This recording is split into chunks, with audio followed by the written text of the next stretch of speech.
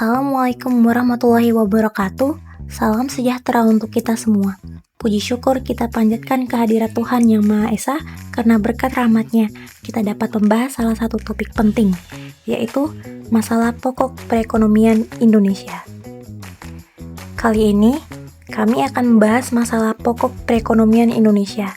Pembahasan akan dibagi ke dalam beberapa bagian, yaitu yang pertama, pendahuluan, yang menjelaskan pengertian ekonomi serta perbedaan mikro dan makro. Kedua, masalah ekonomi klasik, yang mencakup produksi, distribusi, dan konsumsi. Ketiga, masalah ekonomi modern, yang menekankan efisiensi, pertumbuhan, stabilitas harga, distribusi pendapatan, dan kesempatan kerja. Keempat, masalah pokok perekonomian Indonesia, yaitu pertumbuhan ekonomi, pengangguran, inflasi, neraca perdagangan, dan suku bunga. Dan terakhir, kesimpulan yang merangkum perbandingan klasik dan modern serta tantangan makroekonomi Indonesia. Mari kita mulai pembahasannya.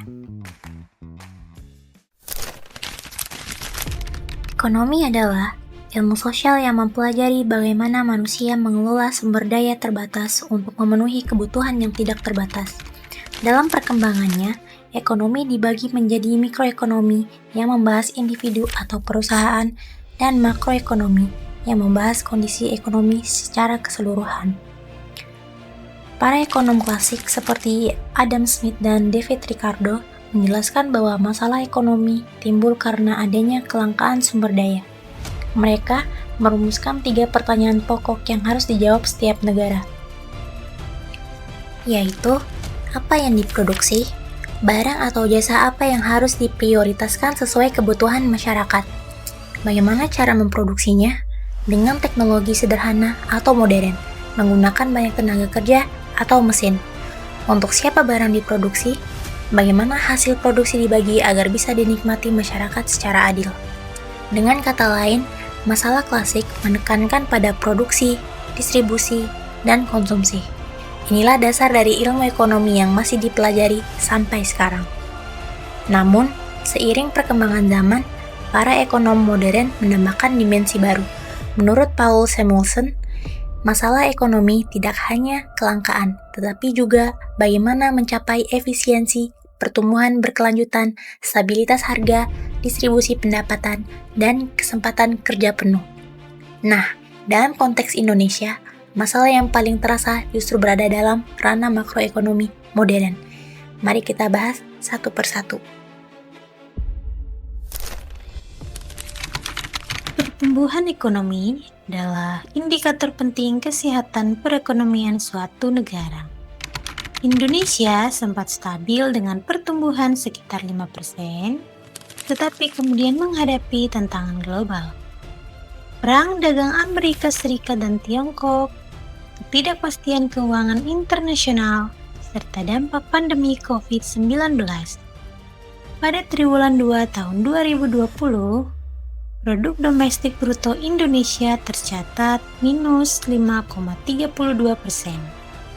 Sektor transportasi, pariwisata, dan industri pengolahan adalah yang paling terpukul. Hanya Papua yang masih mencatatkan pertumbuhan positif berkat sektor pertambangan. Hal ini menunjukkan bahwa meskipun Indonesia punya potensi besar, daya tahannya terhadap krisis global masih lemah. Selain pertumbuhan ekonomi yang melambat, Indonesia juga menghadapi masalah lain yang tak kalah serius, yaitu pengangguran. Pengangguran menjadi masalah serius di Indonesia. Menurut BPS, pada Agustus 2020, tingkat pengangguran terbuka mencapai 7,07%.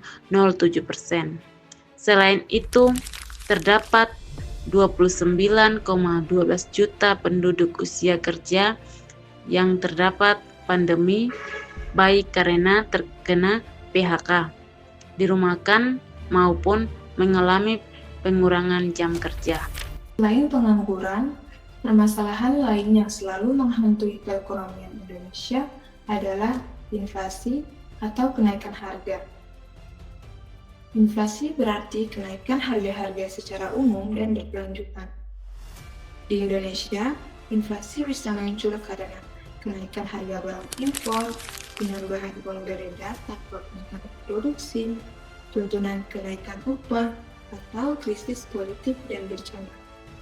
Masalah berikutnya yang dihadapi Indonesia ada hubungannya dengan perdagangan internasional, yaitu neraca perdagangan dan neraca pembayaran. Ekspor dan impor adalah bagian penting dalam perekonomian Indonesia. Pada tahun 2019, neraca perdagangan Indonesia defisit sebesar 3,23 miliar US dollar. Namun, pada triwulan 1 tahun 2020, neraca perdagangan justru mencatat surplus sebesar 2,59 miliar dolar. Masalah utama terletak pada defisit sektor migas, karena Indonesia masih bergantung pada impor minyak, di mana pemerintah berusaha mengurangi ketergantungan ini melalui program B20, biodiesel, dan peningkatan produksi energi dalam negeri. Defisit perdagangan yang berlarut-larut dapat melemahkan nilai tukar rupiah dan menekan cadangan devisa negara. Selain perdagangan, masalah lain yang juga perlu diperhatikan adalah suku bunga. Suku bunga adalah biaya pinjaman yang dikenakan bank. Pada tahun 2020, rata-rata suku bunga kredit memang lebih rendah dibanding 2019, tetapi permintaan kredit justru meningkat akibat kebutuhan pendanaan di masa pandemi. Jika suku bunga terlalu tinggi, dunia usaha akan kesulitan berproduksi dan konsumsi masyarakat juga akan menurun. Karena itu, pengaturan suku bunga yang tepat menjadi kunci agar perekonomian tetap bergerak. Dari pembahasan kali ini, kita dapat menyimpulkan bahwa masalah pokok perekonomian Indonesia terbagi menjadi dua bagian besar. Pertama, menurut teori klasik, masalah ekonomi mencakup produksi, distribusi, dan konsumsi. Kedua, menurut teori modern dan sesuai realitas Indonesia, masalah ekonomi mencakup 1. Pertumbuhan ekonomi yang melambat. 2. Pengangguran yang tinggi. 3. Inflasi yang mengganggu kestabilan. 4. Defisit neraca perdagangan dan pembayaran. Serta 5. Masalah suku bunga. Untuk mengatasi masalah-masalah tersebut, pemerintah menerapkan kebijakan fiskal, kebijakan moneter, dan kebijakan penawaran agar pertumbuhan ekonomi tetap stabil, inflasi terkendali, serta kesejahteraan masyarakat tercapai. Sekian presentasi dari kami mengenai masalah pokok perekonomian Indonesia. Semoga bermanfaat. Wassalamualaikum warahmatullahi wabarakatuh.